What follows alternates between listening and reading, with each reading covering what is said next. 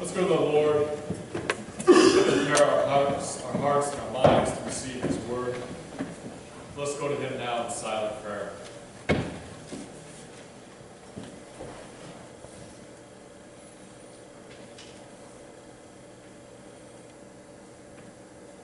Amen. When we went to Ireland a few months ago, it was a very inspiring trip. It was so much so that I gave a sermon on the majesty and the nature and the nature of God when I returned. I was so moved by it. But I didn't talk about the other thing that inspired me. You see, when we were in Ireland, I was inspired for a whole new career change. I wanted to reset my life and pursue what I was truly meant to be. And you might also notice that I'm still doing the same career, which tells you that I already gave up. But let me explain. We saw one of those Celtic music and dancing shows, and those guys, they were very good. Their feet moved so fast, and they jumped so high, and they looked like they were having so much fun that I was inspired to quit my job and become an Irish dancer.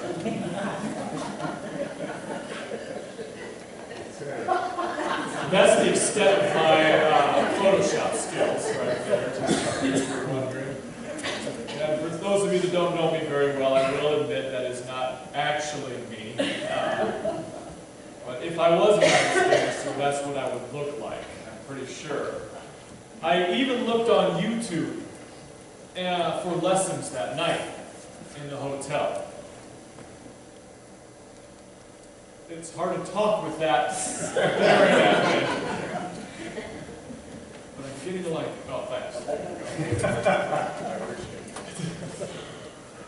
I even went on YouTube that night, and I looked up lessons to see what I could do. And you know, when they start, it all seemed so simple. They would go nice and slow, and they were counting so softly and explaining each step. And then all of a sudden, bam, you know, they hit fast forward, and the feet were flying. Now, this guy that we saw could jump up and tap his feet 7 times before he hit the ground. 7 times. Now, you guys know that I don't use this pulpit to brag about my previous accomplishments. But back in the day, I could dunk a basketball. A regulation basketball on a regulation 10-foot rim. And, you know, one thing encourages me and one thing bothers me. One, I'm encouraged that I didn't hear anybody say nuh-uh when I said that. But two, no one looked entirely impressed when I said that either. Maybe you didn't hear me. I could dunk a basketball. It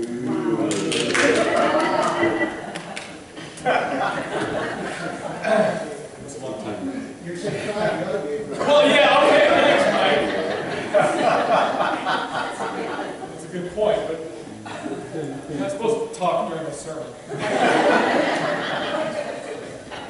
So, the fact that I could dunk, I thought for sure, I could at least get, you know, 5 or 6 or 7 taps. I didn't think it sounded really all that hard because they were short little taps. And so I tried it, and I couldn't quite do 7. Not even close. I mean, I was close. It depends on your perspective. I was only 6 off. But anyway, my whole point with all of this is that I was going to do something new. I was going to do something new. I was going to make a big change. And I didn't. I gave up, and I quit. I quit before, well, I pretty much quit before I even went to sleep that night. I guess you could say that I didn't really persevere. And during New Year's, we often think about making changes, doing something new, starting some type of self-improvement. And that's a great thing. That's a great thing. But my most important advice for you is this. If your New Year's resolution is to become an Irish dancer, don't. Don't bother, give up right now. But this idea of change, this idea of doing something new, it's actually at the core of what drives our beliefs. It's at the core of what influences our actions. It's at the core of what makes us Christians. Now, most of the scriptures that we're going to follow and read today come from Hebrews. And first, the author talks about how people of faith acted, even when they faced hardships, even when they faced difficulties, even when things didn't go their way. It's about how they didn't give up, how they persevered. This is from Hebrews chapter 10, verses 32 through 34. It says, "Remember those earlier days after you had received the light, when you endured in great conflict, full of suffering. Sometimes you were publicly exposed to insult and persecution. At other times you stood side by side with those who were so treated. You suffered along with those in prison and joyfully accepted the confiscation of your property, because you knew that you yourselves had better and lasting possessions." So to kind of sum up what that verse talks about is they did remain faithful even through terrible suffering. They were exposed to public ridicule. They were persecuted. And they helped others who suffered in the same way. And they showed sympathy to those who were persecuted or thrown in jail. And they lost all they had. And the most surprising part to me is the last part, where it said they accepted it with joy. And to me, that's the hardest part, accepting it with joy. Sometimes life comes down to the tough-minded, not going to turn back now decision to keep on following Jesus even when the world collapses around you, even when things are going as badly as they can possibly go. And sometimes that's the best you can do. And I'm always in awe of people who say, "But I'm not giving up. I won't quit." Because quitting would be so much easier. I have this really cool picture of Abraham Lincoln, big framed picture of Abraham Lincoln in my classroom, and it talks about perseverance. And I reference it all the time with my students. It gives a whole bunch of examples from his life, and I'll just read a few of them. It says that Lincoln was defeated when he ran for the Illinois House of Representatives in 1832. And he was defeated when he ran for the U.S. House of Representatives in 1843. And he was defeated when he ran for the Senate in 1855.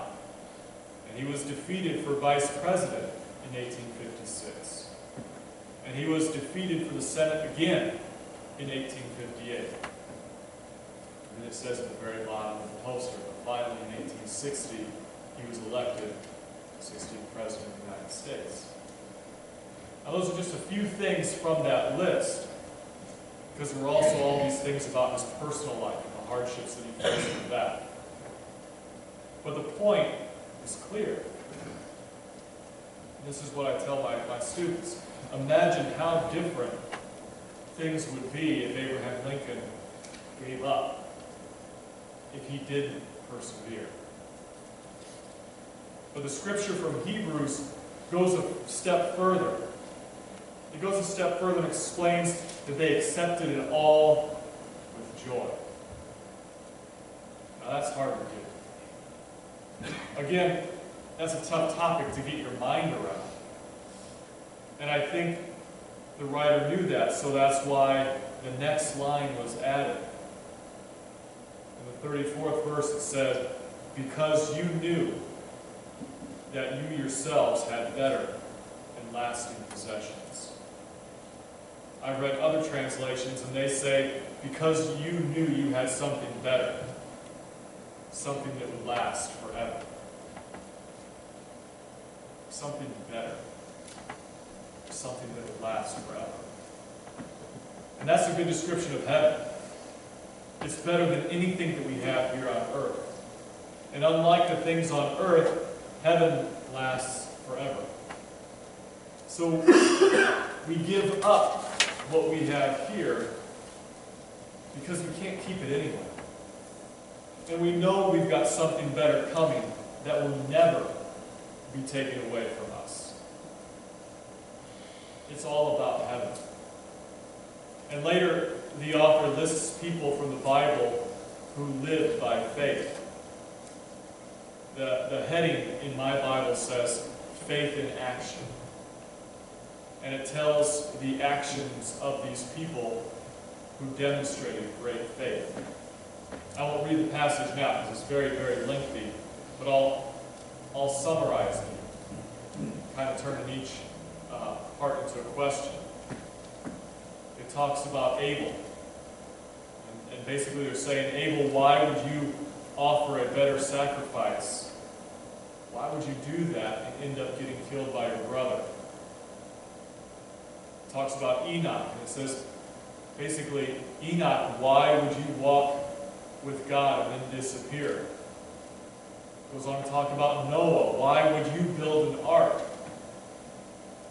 when everyone except your family thought that you were crazy? It talks about Abraham. Why would Abraham leave the security of his home and go off into the unknown?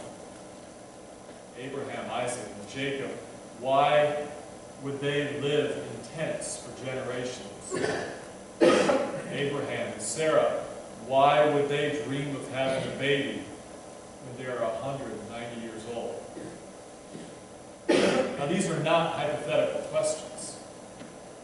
They go to the heart of why we do what we do.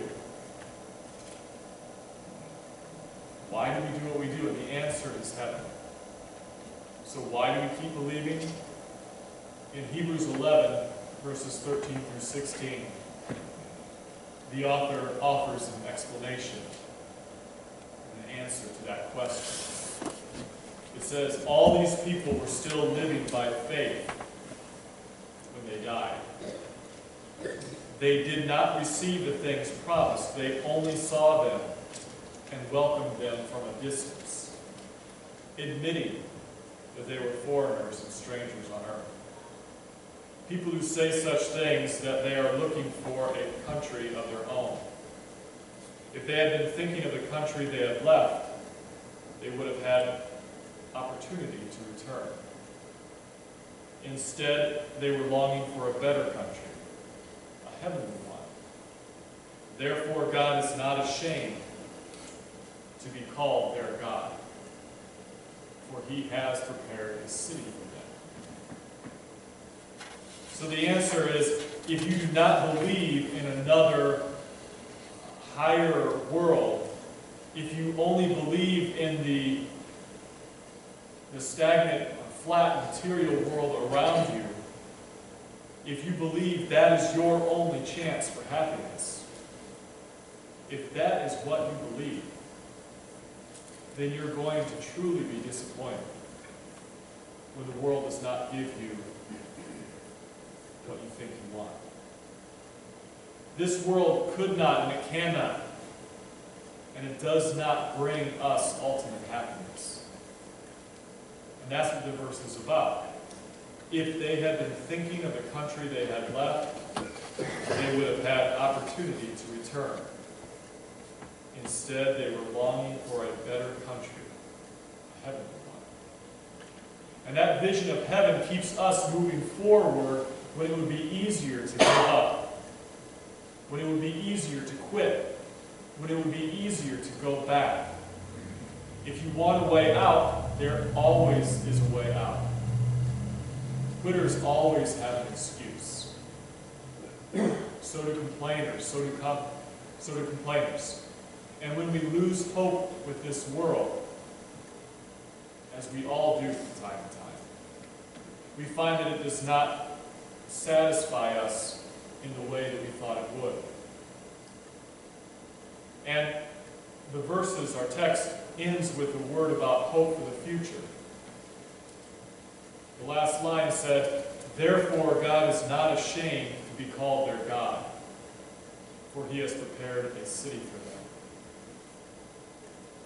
And that concept of a heavenly city means that we won't be alone any longer. We will be with God. We will be with our Lord, and we will be with his people forever.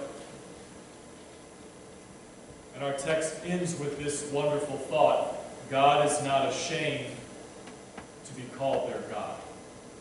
Sometimes we are ashamed. Sometimes we are ashamed of each other, but more often we're ashamed of ourselves. There are moments, plenty of them, when we look in the mirror and say, "You ought to be a better person by now." Everyone has felt that way. And shame is difficult to overcome. That's why we often look for other methods or other ways to cover up our shame. And that's all that we do. We just cover it up. But it's temporary. And it doesn't last. The shame comes back and we go through the process all over again. But this passage to me is about hope. Hope. It gives me hope that God is not ashamed. He knows me. He knows what I have done. He knows what I have thought. But he also knows what I can become. He knows what I am meant to be. And he is not ashamed. And that gives me hope. Hope that I can be more. And that is quite a feeling. And this idea pops up a lot at New Year's. We think of all the things that we've done wrong. And it's a great time to think of ways to improve yourself. Make resolutions that you'll keep for maybe a week or so. But that's all good stuff, but we don't want to feel ashamed when we can't stick to it. We don't want to feel ashamed when we can't persevere. And if you look in the mirror long enough, you're bound to feel that way. You're bound to feel bad about yourself. Romans chapter 3, verse 23 says, "For all have sinned and fall short of the glory of God." But our hope rests in the fact that Christ died for us while we were still sinners. So how is it that God is not ashamed of us when we are ashamed of ourselves? Well, it has to do entirely with His grace. His grace. And I read this article about a minister who had this terminal illness, and he spoke to his congregation about what he was learning as he was going through this. And I'll paraphrase the story, but basically he said to them, when you start out in your Christian life, you realize that you have a long way to go, but you think to yourself, I have a lifetime. I have a lifetime to grow in grace. And he told his congregation, he said, even though you know you'll never reach perfection in this life, you assume that over the years you will grow closer to God. And while you struggle with various sins, bad habits, and a long list of negative tendencies, You think, someday I'm going to grow into a better person. He said, after all, when someone points out a weakness to us, we usually say, well, yeah, I know it, I'm working on it. Give me time and I'll get better. But then he realized, as he was coming to terms with his illness, that I'm not going to live long enough. I'm not going to live long enough to be as good as I want to be, to grow as close as I want to grow. He said he realized that he's going to die the way that he is now. And he realized that time is running out. For him, and for all of us, that's a shocking and a sobering truth. So what do we do? What do we have? The answer, of course, is that we have the grace of God. We have the grace of God. And the pastor then shared with his congregation how his experience all related to Romans chapter 5, verse 8. And this is what Romans chapter 5, verse 8 says. But God demonstrates his own love for us in this: while we were still sinners, Christ died for us. While we were still sinners. Christ died for us while we were still sinners. We were and we are still sinners. The dying pastor got up and he said, basically, I realized for the first time that I'm going to heaven because of that little word "still." I am still a sinner, and I don't have any time to get better. And when I die, I'm resting my hope on the fact that Christ died for me while I was still a sinner. When I read that article, I thought, that's the true gospel of Christ. That's what being saved really means. And that's our entire hope of heaven. All of us who believe, even the best among us, have so far to go that we will never live long enough to get there on our own. Someone else has to do the work for us. God is not ashamed. God is not ashamed to be the God of the imperfect people who put their trust in Him. He never looks down from heaven and says, "Tired of you. You're not going to change. I'm done with you." He never looks down from heaven and says that. God is not ashamed. Why do we keep believing? Because there is no God like our God, and no Savior like Jesus. He does not judge us by what we are, but by what we will someday be. He has destined us for heaven no matter what, and no matter how many mistakes we make along the way. No matter how many mistakes we make along the way, His grace is more than enough to cover them all. He intends, He wants, He knows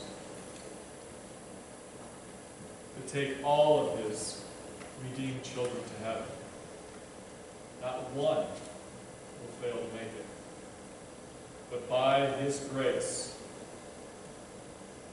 we will persevere.